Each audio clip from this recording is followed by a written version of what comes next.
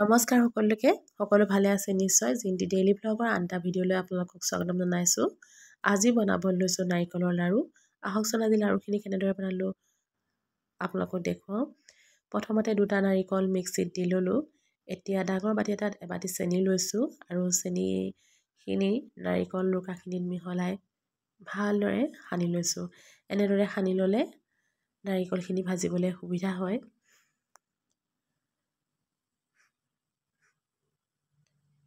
এতিয়া এটা সফা পাত্ৰ ললোঁ যিটো পাত্ৰ মই অকল নাৰিকল লাড়ু বনাবৰ বাবেহে ব্যৱহাৰ কৰোঁ তাত নাৰিকল আৰু চেনি খনাখিনি দি দিছোঁ এতিয়া গেছটো অন কৰি দিলোঁ কিন্তু জুইটো একেবাৰে সিম কৰি লৈছোঁ দেই আৰু এয়া ভাজিবলৈ আৰম্ভ কৰিছোঁ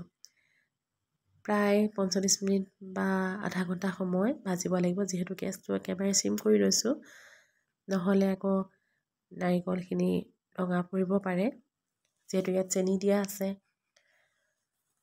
এয়া দেখিছে নহয় এতিয়া চেনিখিনি গলিবলৈ আৰম্ভ কৰিছে এইখিনিতে আপোনালোকক এটা কথা জনাওঁ আপোনালোকে যদি জিন্টি ডেইলি ব্লগ চেনেলটো চাই ভাল পাইছে তেতিয়াহ'লে চেনেলটো ছাবস্ক্ৰাইব কৰিবলৈ নাপাহৰিব আৰু লগতে থকা বেল আইকনটো দবাই দিব তেতিয়া সকলো ধৰণৰ নটিফিকেশ্যন পাই যাব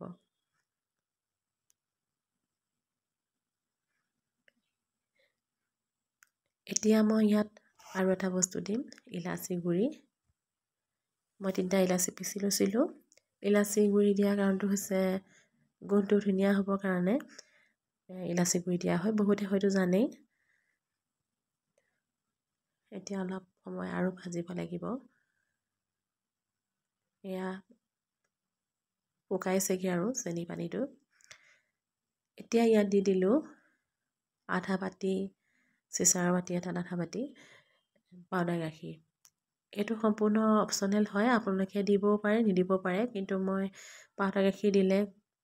খাবলৈ টেষ্টটো ভাল পাওঁ সেইকাৰণে দিওঁ নিদিলেও হয় কিন্তু কেতিয়াবা দি চালে টেষ্টটো চাবচোন ধুনীয়া হয় এয়া প্ৰায় ৰেডি হৈছেগৈ এয়া হৈ গ'ল আজি লাড়ুখিনি বনাবৰ জোখ খুব ধুনীয়া হৈছিলে বনাবলৈ আচলতে আমি লাড়ুখিনি বনাওঁতেই গম পাওঁ কেনেকুৱা হ'ব নহয় জানো আজি লাড়ুখিনি ৰেডি হৈ গ'ল এনেধৰণে কেতিয়াবা বনাই চাবচোন আজিলৈ আহিছোঁ